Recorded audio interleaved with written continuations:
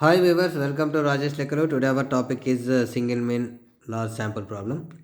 An ambulance service claims that it takes on the average less than 10 minutes. ఇక్కడ ఒక జాగ్రత్త గమనించాలి.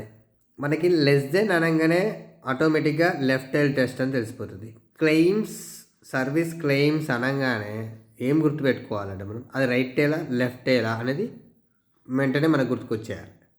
Right tile left tile అంతే, ఇక టూ టైల్ కాదన్నట్టు అక్కడ. క్లెయిమ్స్ అనగానే ఏదో ఒకటి, ఇది రైట్ కానీ లెఫ్ట్ కానీ. ఇక్కడ లెస్ దెన్ అన్నాడు కాబట్టి ఆటోమేటికలీ లెఫ్ట్ టైల్ టెస్ట్ అంటే మ్యూ లెస్ దెన్ అయిపోతుంది. Okay, to reach its destination in emergency calls A sample of 36 calls has a mean of 11 minutes and the variance of 16 minutes. Okay, test statistic the claim at 5% level of significance. ఇక్కడ మనకి standard deviation ఇయ్యలే, మీరు గుర్తుపెట్టుకోవాలి. Variance అన్నాడు అంతేనా. Variance అంటే ఏంటి? Sigma square equal to 16 అని ఇచ్చాడు. ఓకే, సిగ్మా ఈక్వల్ √16 అంటే సిగ్మా ఈక్వల్ స్టాండర్డ్ డీవియేషన్ ఏంటి 4 అన్నట్టు. ఓకే, సో ఇక్కడ వేరియన్స్ అన్నాడు కాబట్టి మనము సమ్ టైమ్స్ కొన్ని బుక్స్లలో ఎలా ఉంటుందంటే సిగ్మా స్క్వేర్ ఈక్వల్ అని 16 అని తీసుకుంటారు. ఇంకొంతమంది ఏం చెప్తారంటే ఎస్ స్క్వేర్ ఈక్వల్ 16. ఇప్పుడు ఎస్ ఫార్ములా కూడా తీసుకుంటారు ఇక్కడ. ఓకే, మీరు ఇక్కడ కంగారు ఏం పడద్దమ్మా, సింపుల్గా మనం ఏది కావాల్సిందంటే అది తీసేసుకుంటే సరిపోతుంది. ఓకే రైట్, 2 వేస్లో మీకు చెప్తాను, టూ ఫార్ములాస్ యూజ్ చేసి చెప్తాను. పెద్ద తేడా ఏం లేదు. ఎస్ దగ్గర సిగ్మా దగ్గర ఎస్ వచ్చేస్తుంది అంతే, పెద్ద తేడా ఏముండదు. కంపల్సరీ ఎస్ తీసుకోవాలి అనే వాళ్ళు ఏంటంటే మీరు ఇలా 2 వేస్ చేస్తే సరిపోతుంది. ఓకే, కంగారు ఏం లేకుండా అప్పుడు మార్క్స్ కూడా ఏం కట్ కావు. Right, given n equal to what is that 36 calls, sample of 36 calls total. Okay, x bar equal to what is that 11, x bar equal to 11.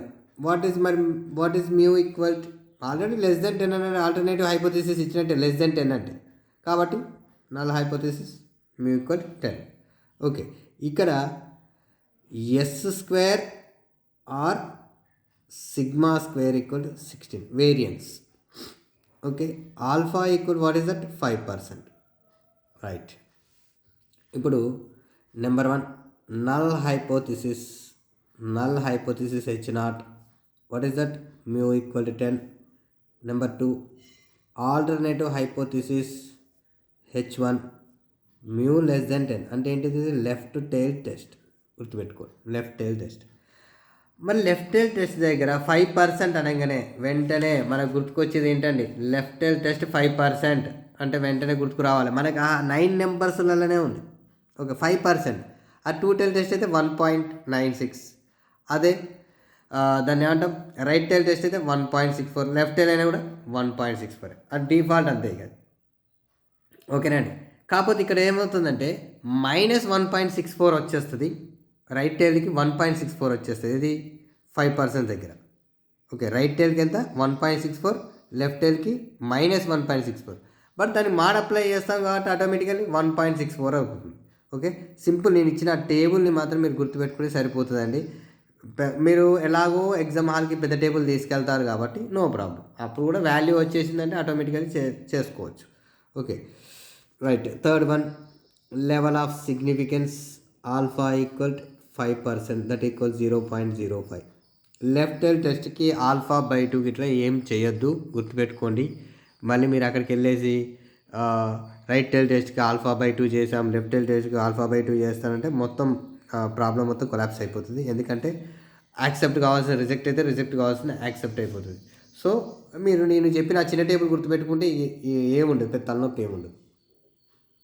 Test statistic is ఇక్కడ మనం 2 types ఇద్దాం. ఏంటంటే z equal to x bar minus mu by sigma by √n అని, z equal to x bar minus mu by s by √n.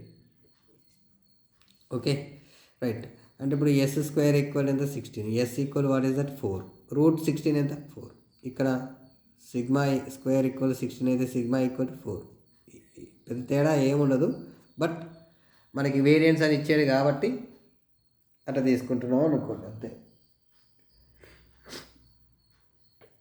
ఎంతండి 11 minus 10 by 4 by root 36. 11 minus 10 by 4 by root 36. Same direct calculation చేసేద్దాం మనం. Okay, divided by 11 minus 10 cursor down చేసేయండి. ఇక్కడ కూడా ఏం చేసేయండి, divided by నొక్కండి. 4 బై రూట్ 36 ఎంతండి 1.5. 1.5 here also 1.5. Okay right. Z tabulated value ఎంత మరి మనకి ఇక్కడ వచ్చేసేది 1.64. టేబుల్ వాల్యూ ఎంత 1.64. జెడ్ క్యాలిక్యులేషన్ వాల్యూ ఎంత వచ్చిందండి మనకి 1.5. అంటే టేబులేటెడ్ వాల్యూ కంటే క్యాలిక్యులేషన్ వాల్యూ తక్కువ ఉంది కదా. సో కాబట్టి ఆటోమేటికల్లీ మనకేంటండి యాక్సెప్టెడ్ అవుతుంది. ఫర్ సపోజ్ సార్ మీరు అన్న టేబుల్ గుర్తుపెట్టుకోకుండా నేను పట్టుకపోయిన టేబుల్ మరి నేను ఎలా గుర్తుపట్టాలి దాన్ని, అంతే కదా మీ ప్రాబ్లం. Okay right. ఇప్పుడు నేను మీకు క్లియర్గా ఎక్స్ప్లెయిన్ చేస్తాను. చూడండి ఏంటి మరి మనకి ఇది అవసరం అండి. ఇప్పుడు దీన్ని గుర్తుపెట్టుకోవద్దు. మనం ఏమి ఇచ్చారు మనకి 5% లెఫ్ట్ హ్యాండ్ టెస్ట్లో చూడాలి. ఇప్పుడు చూడండి ఇదేంటిది లెఫ్ట్ సైడ్ కదా. సో ఇందులో 0.05 ఎక్కడ ఉంది, 0.05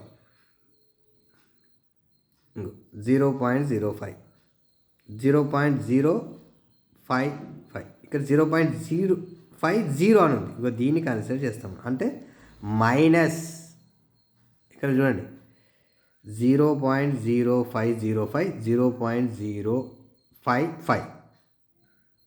సో కాబట్టి ఏంటి మనకి 5 ఇక 5 అని ఇది కాదు 0.0. కొంతమంది దీన్ని కూడా కన్సిడర్ చేద్దాం అనుకుంటారు. కాదండి ఇక్కడ తీసుకోవాలి 0.050 అంటే ఇది.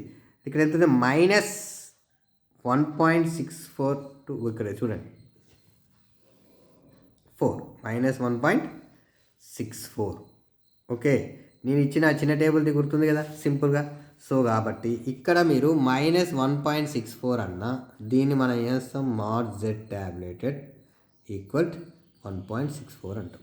Okay, therefore z calculate less than z tabulated. సింపుల్గా ఇలా పెట్టేసుకోండి, ఈజీగా అయిపోతుంది. Okay, H0 is accepted. Okay, దీంట్లో మీకు డౌట్ ఉందంటే కామెంట్ పెట్టండి అమ్మా. Please subscribe my channel. Don't forget like and share. Thank you.